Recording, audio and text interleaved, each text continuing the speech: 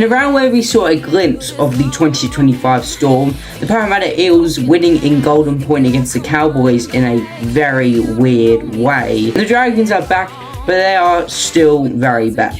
This is...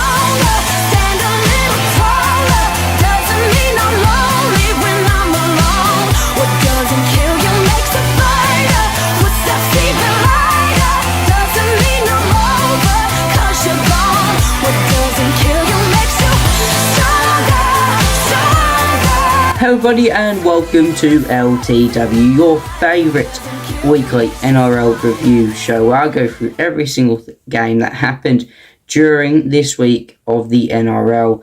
We are now in round 10. This was quite the exciting week. There were some interesting moments that happened. There's a lot to go over, so let's just get straight into it with the first game between the Dolphins and the Bulldogs. Over the last 3 weeks, the Bulldogs have only played Queensland sides. Dolphins this week, Cowboys last week, and then the week before that was the Broncos, so they're just versing all the Queensland sides now. And look, they got absolutely dominated. In that first half, they actually looked pretty good, and they looked like, they had a good chance at winning this until the Dolphins later on in that first half came back. I believe, if I double check here, they took the lead going into the second half and just dominated from then. 14-12 at halftime, ended 44-12. Absolute dominance from the Dolphins, and the Bulldogs are looking like they're in a really bad, space at the moment. Next game was at the Polytech Stadium in Gosford, where we saw the Roosters and the Gold Coast Titans go at it. This one finished 28-12 as expected to the Roosters, but for moments in this game, it looked like the Titans had a good opportunity at winning. They didn't actually play as bad as most people probably would have thought. I thought they'd get destroyed by possibly even 50 points knowing the quality of the Roosters, but look, the Titans actually played quite well in that first half, and it was only 10-6 at half time. The Titans had a lead at the very start as well, so good performance from the Titans, just was not good enough.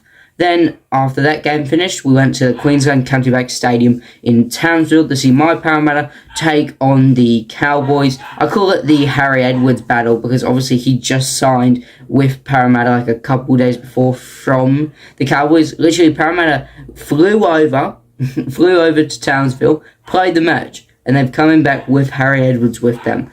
But look, really good game. I made a whole video on it. It was a winning rant, as I called it, because you know what? It was a whole lot of fun. It was a very interesting game, very back-to-back. But the weird moment everyone was talking about, though, is that final minute field goal. So obviously it went to Golden Point.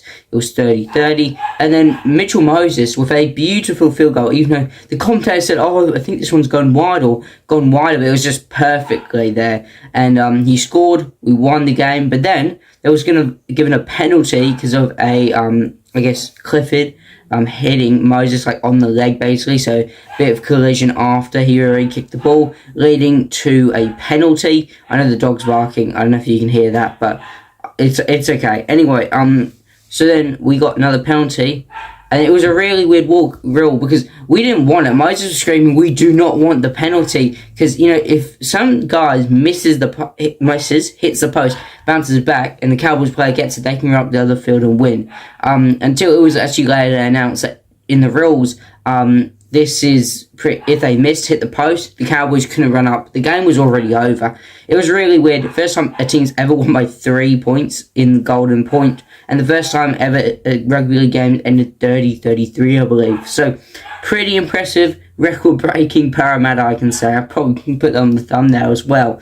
Then on Saturday, we went to Wing Stadium, also known as Lou Stadium, with the Dragons, who were absolutely awful again. Obviously, sacking Flanagan, they thought, what a good decision. But it's honestly been awful for them.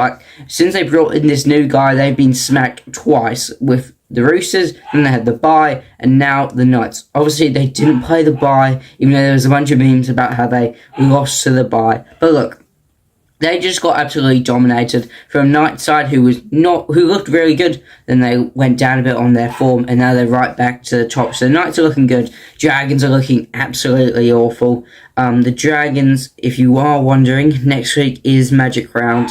and the Dragons will need some magic to pull off a win against Penrith.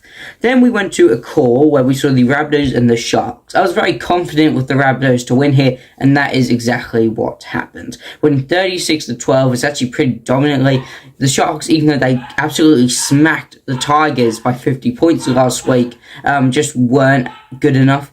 And the Rabbitohs are just looking like a really, really good side at the moment. Hard to beat, definitely. And any team going up against them is definitely going to be pretty nervous because they're all just playing well, even with injuries now.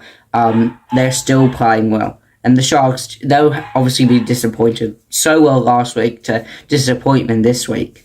Then the final game on Saturday was between the Manly Seagulls and the Broncos. Not much to say except I thought the Broncos was going to win this. But no, that didn't happen at all. With Manly actually dominating the game, showing Fosball is back. They showed it last week and they played actually pretty well. Just unfortunate to lose to Penrith, who are obviously really, really good in the moment.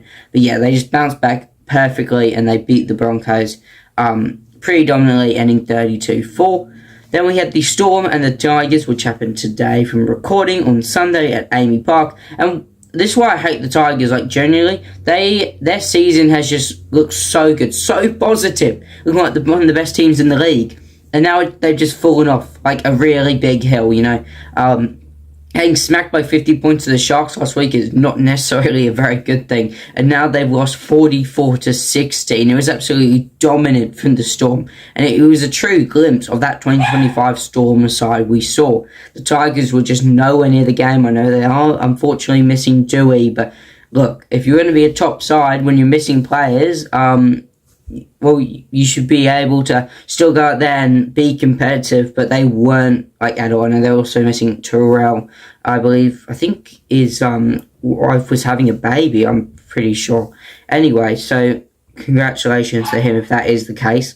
But look, yeah, it's just not good enough though from the Tigers. They got blown at the park and the Storm won very easily. And for the Storm side, who's been so disappointing, they've bounced back and now they're in 15th. But guess what? Parramatta are still on top because we were able to beat the Cowboys, as mentioned before. Then the final game was between the Raiders and Penrith. Obviously, the Warriors had the bye, which is unfortunate because the Warriors have been playing some really good football at the moment, so it's always interesting to watch them. But look, on to the final game. Obviously, we remember the miracle emoji from last year, and Raiders nearly pulled off a miracle here again. It ended up finishing 18-30, but it was actually really close at times. Really close, especially in that first half, where it did end 18-12 to Penrith. But then, eventually, Penrith does their little bit of a pulling away. They didn't pull away too much, but they pulled away to an extent where Raiders couldn't come back into this game. And Penrith keep on their dominant streak, and the Raiders keep up on, unfortunately, being pretty poor over the last few weeks. Even though they look so good in games, they haven't been the best, and they're still in 12th, tied with the Bulldogs and Parramatta, who are also on 8 points from 12th, 13th, and 14th. Honestly, as a Parramatta fan, I'm so hoping we win our next game, which is against the Storm, but unfortunately I think they've got their confidence back. Of course, it's the time as soon as they play us, but at least we want the team to give it back to them. But if we're able to win and the Bulldogs lose, that'd be great, because then we go ahead of them, and I would absolutely love to see that. Because as someone who specifically started watching rugby at a time where the Bulldogs were really, really bad, it's great to see their demise again.